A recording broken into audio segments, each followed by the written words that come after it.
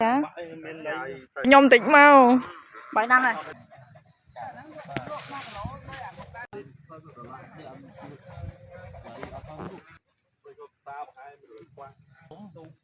Bây giờ cắt thúc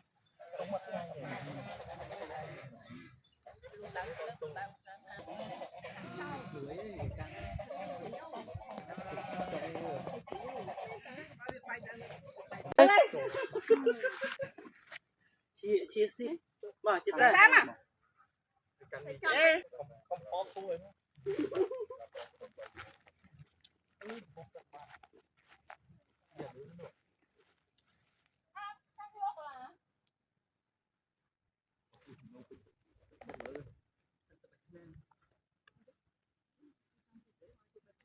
không hay họ bỏ cùng họ không cùng mà hai món băng băng bay fly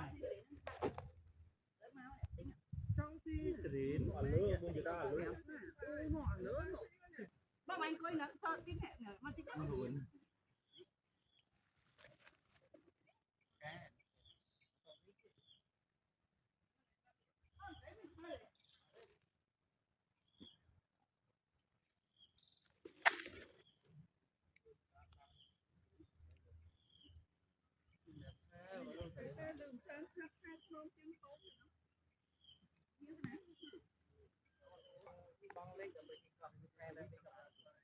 quậy bọn ở đây hạt lụa Mưa lăng green.